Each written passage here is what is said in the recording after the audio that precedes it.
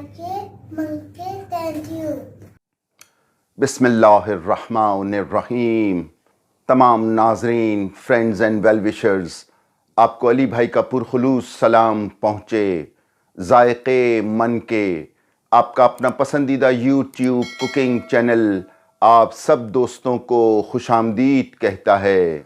शुरू करते हैं अल्लाह के पाक और बाबरकत नाम से जो दिलों में छुपी हुई नीयतों से बाखबर है। फ्रेंड्स, आज मैंने एक बहुत ही ख़ास रेसिपी का इंतखाब किया है जो ना सिर्फ पाकिस्तान हिंदुस्तान बल्कि मिडिल ईस्ट हो, यूरोप हो या अमेरिका हो, सभी जगह बड़े शौक़ से खाई जाती है और इसका बड़ा एहतमाम किया जाता है। बल्कि आपको बताता चलूं कि इसकी शोहरत तो यहाँ तक पहुँच गई है कि मैं अभी पिछले दिनों जब अमेरिका गया तो हमारे रिश्तेदारों में एक शादी थी और उन्होंने अपनी शादी पर कुछ अमेरिकन फैमिलीज़ को भी इनवाइट किया। तो उन्होंने हंसते हुए ख़ास तौर पर ये सवाल किया कि यकीनन मेन्यू में बिरयानी तो ज़रूर होगी। तो इससे अंदाज़ा लगा सकते हैं कि हमारी ये रेसिपी शोहरत के किस मुकाम तक जा पहुंची है। फ्रेंड्स, जिस तरह शादी फूलों के बग़ैर नामुकम्मल है, इसी तरह शादी का मेन्यू बिरयानी के बग़ैर बिल्कुल अधूरा है। तो फ्रेंड्स, चलते हैं बग़ैर किसी वक्त ज़ाया किए अपनी रेसिपी की तरफ। तो फ्रेंड्स, आज मैं आपके सामने कराची की इंतहाई लजीज और मसालेदार बिरयानी बनाने की रेसिपी पेश कर रहा हूं। इसे गौर से देखिएगा और इसके टिप्स को फॉलो कीजिएगा। तो फ्रेंड्स, हमने कराची स्पेशल मसालेदार बिरयानी के लिए 1 किलो बीफ का गोश्त लिया है। अब हम इसकी मैरिनेशन करते हुए इसमें शामिल करेंगे 1 पैकेट स्पेशल बिरयानी मसाला और साथ ही इसमें हम शामिल करेंगे 1 टीस्पून हल्दी, 1 टीस्पून गरम मसाला पाउडर और 1 टीस्पून लाल मिर्च। साथ ही 2 टेबल स्पून हम शामिल करेंगे अदरक लहसुन का पेस्ट और आधा कप गाढ़ा दही। और इन तमाम अज्जा को बहुत अच्छी तरह से गोश्त के साथ मिक्स कर लेंगे। ये तमाम अज्जा गोश्त में बहुत अच्छी तरह से मिक्स हो चुके हैं। बीफ बिरयानी के लिए हमने 4 दरमियानी प्याज ली हैं और इनको अच्छी तरह स्लाइस में काट लिया है। अब एक पतीले में हम तकरीबन 1 कप ऑयल शामिल करेंगे और ये प्याज उसमें डालकर अच्छी तरह से फ्राई कर लेंगे उस वक्त तक जब तक ये गोल्डन ना हो जाएं। इसके बाद हमने इसमें शामिल किए हैं सुर्ख रंग के 5 टमाटर। अब इन टमाटर को भी अच्छी तरह से प्याज के साथ भून लेंगे। टमाटर अच्छी तरह से नरम हो चुके हैं। अब हम इसमें शामिल करेंगे गोश्त को अच्छी तरह से प्याज और टमाटर के साथ मिक्स कर लेंगे और जिस बाउल में गोश्त था उसमें आधा गिलास पानी डालकर उसको भी मसाले समेत इसमें शामिल कर देंगे।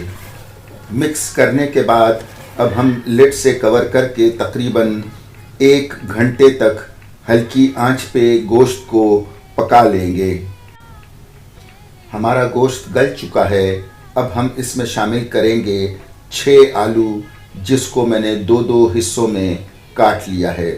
अब लिड कवर करके आलू को 15 से 20 मिनट तक हल्की आंच पे गला लेंगे। तो लीजिए, हमारा बिरयानी का सालन बिल्कुल तैयार है और इस पर हमने धनिया, पुदीना और हरी मिर्च स्प्रिंकल कर दी हैं। फ्रेंड्स, अब मैं आपको एक इंतहाई अहम टिप बताता चलूं जो कराची स्पेशल बिरयानी को दूसरी बिरयानी से क्यों मुनफरिद करती है। आप देख सकते हैं कि इसमें हमने शोरबे की एक अच्छी और रीज़नेबल मिक़दार रखी है। इसको बिल्कुल ड्राई नहीं किया और यही इसकी टिप है कि जब आप इसमें चावल डालेंगे तो वो चावल सालन में इस तरह से मिक्स हो जाएंगे कि बिरयानी खाते वक्त आप मसाले के भरपूर जायके से भी महजूज होते रहेंगे। अब बिरयानी राइस बनाने के लिए हमने एक पतीले में तकरीबन 5 से 6 लीटर पानी शामिल किया है और 1 टीस्पून काला ज़ीरा, 1 टीस्पून वाइट ज़ीरा, 2 बादियान के फूल और 2 से 3 तेज़ पत्ते। हमने तकरीबन 750 ग्राम बेहतरीन बासमती राइस का इंतखाब किया है और इसमें अब शामिल करेंगे हम तकरीबन 9 टीस्पून नमक के और इसको अच्छी तरह से पानी में घोल लेंगे ताकि नमक चावलों के साथ अच्छी तरह शामिल हो जाए। और याद रहे कि हमने चावलों को तकरीबन 80 to 85% के लगभग बॉईल करना है। हमारे चावल 85% तक बॉईल हो चुके हैं। अब हम चावलों को सालन के ऊपर फैला देंगे और इसमें ऑरेंज फूड कलर शामिल करेंगे और साथ ही 4 table spoon brown fried onion भी स्प्रिंकल कर देंगे और लिड कवर करके चावलों को तकरीबन 20 मिनट तक हल्की आंच पे दम पे रख देंगे। अब फ्रेंड्स हम चलते हैं अजमान बीच की तरफ और वहाँ पर जाकर गर्मा गर्म कराची स्पेशल मसालेदार बिरयानी के जायके से महजूज होंगे।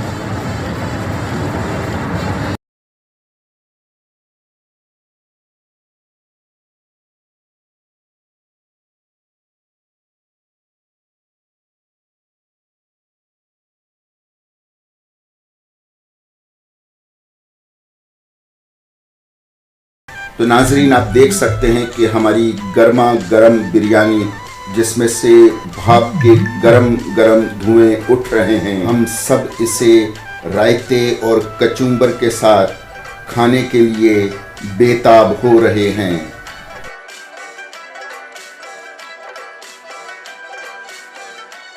तो फ्रेंड्स ये तो थी आज की हमारी जायके से भरपूर और इंतहाई लजीज कराची मसालेदार बिरयानी। तो फिर चलते हैं अपने प्रोग्राम के आखिरी सेगमेंट की तरफ, काम की बात। फ्रेंड्स कुछ दिनों पहले की बात है कि मेरी एक करीब तरीन रिश्तेदार हमारे घर पर आईं। हम लोग बातचीत कर रहे थे। बातों बातों में उन्होंने कहा कि मैंने पिछले दिनों एक ख्वाब देखा और उन्होंने बताया कि मैंने अपने ख्वाब में अपनी सास और ससुर को देखा कि वो किसी कैद खाने में बेड़ियों और जंजीरों से बंधे हुए थे और मुझसे रो रो कर इल्तिजा कर रहे थे कि बेटा हमें मुआफ़ कर देना, हमने तुम्हारे साथ ज़िंदगी में बहुत ज़्यादतियाँ की हैं और अगर तुमने हमें मुआफ़ कर दिया तो हम शायद इस कैद से आज़ाद हो जाएं। ये ख्वाब सुनाते हुए मोहतरमा फूट फूट कर रोने लगीं।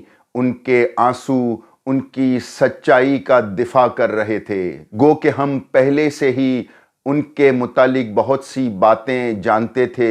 उन्होंने मज़ीद कुछ बातें हमें बताईं जिससे हमारी आंखें भी पुरनम हो गईं। फ्रेंड्स मुझे ज़िंदगी में कई ऐसी ख़वातीन भी मिली हैं जिनके मुंह से मैंने सुना कि हमारी सास और ससुराल तो माशाल्लाह इतना अच्छा है कि माँ की कमी महसूस नहीं होने देते। तमाम ससुराल वाले हमारा बहुत ख्याल भी रखते हैं और हमारी मदद के लिए हमेशा मौजूद रहते हैं। यकीनन ऐसे फरिश्ता सिफत लोग भी इस दुनिया में मौजूद हैं जिनकी वजह से ये दुनिया चल रही है। लेकिन फ्रेंड्स ये तो था तस्वीर का एक रुख। अब चलते हैं तस्वीर के दूसरे रुख की तरफ जिसके रंग जुल्म, बर्बरियत, जबर और मुनाफिकत से भरे हुए हैं। और अगर आप गौर से देखेंगे तो ये हमारे माशरे की एक तल्ख सोच की अक्कासी करती है। एक लड़की जो आपकी बहू बनने जा रही है, उसने अपने रिश्तेदारों से रुखसत ली, अपने बहन भाइयों को छोड़ा, अपने माँ बाप को अलविदा कहा और ज़माने की रीत और परंपरा निभाते हुए सबको छोड़ छाड़ कर आपकी फैमिली का हिस्सा बन गई। लेकिन कहावत है ना कि शादी के नए नए 9 दिन, उसके बाद उसके साथ जो रवैया इख्तियार किया जाता है वो नाकाबिले फ़हम भी है और नाकाबिले बर्दाश्त भी है। पता नहीं ये सोच क्यों रखी जाती है कि अब ये जब हमारे घर आ गई है तो इसे हमारा ताबे रहना पड़ेगा, इसे हमारी हर बात चाहे वो सही हो या गलत सब माननी पड़ेगी। उसका टाइम टेबल सेट किया जाता है। उस नई नवेली दुल्हन से वो उम्मीदें रखी जाती हैं जो एक उम्र रसीदा खातून की खूबियाँ और तजर्बा होता है। वो उम्मीदें वो एक नई नवेली दुल्हन से वाबस्ता कर लेते हैं, बजाय इसके कि नई दुल्हन को अपने घर के आदाब, ज़माने के रीत रिवाज और घर के खानों और होम इकनॉमिक्स की ट्रेनिंग देने के उससे न जाने कैसी कैसी उम्मीदें वाबस्ता कर ली जाती हैं। अगर यही ससुराल वाले थोड़ी सी समझदारी के साथ काम लें तो उन्हें ये एहसास होगा कि यही बहू उनकी आने वाली नस्ल की माँ है, उनके दुख दर्द का सहारा है और उनके बुढ़ापे का आसरा है। अगर गौर करें और समझदारी से काम लें तो ये समझना कोई मुश्किल नहीं कि आपकी अपनी बेटियां तो पराई हो गईं, लेकिन पराई बेटी आज आपकी अपनी बेटी का रोल प्ले कर रही है। तो क्यों ना उसके साथ ऐसा सलूक किया जाए कि आने वाले वक्त में वो आपका बेहतरीन सहारा बन सके। मगर एक माइंडसेट जो हमारे माशरे में बना हुआ है कि सास भी कभी बहू थी, वो शायद अपने वक्त का इंतकाम तो नहीं ले रही, या कहीं रब्बे जुल जलाल से स्टाम्प तो नहीं लिखवा कर ले आए कि उन्हें तमाम तर गुनाह मुआफ़ हैं। बिल्कुल नहीं, ऐसा तो हरगिज़ नहीं है। ये कैसी घटिया, जाहिलाना और खुद गर्ज सोच है कि बेटियां अपनी और बहू पराई अच्छी लगती है। फ्रेंड्स, ये जुल्म और जबर नहीं तो और फिर क्या है। मैं आपसे इस बात की गुजारिश करूंगा कि इस बात पर ज़रूर गौर कीजिएगा, क्योंकि बात तो सच है मगर बात है रुसवाई की। अब आखिर में आप तमाम दोस्तों से इजाज़त तलब करूंगा इस इल्तिजा के साथ कि मुझे अपनी पुरखुलूस दुआओं में ज़रूर याद रखिएगा। जज़ाकल्लाह खैर।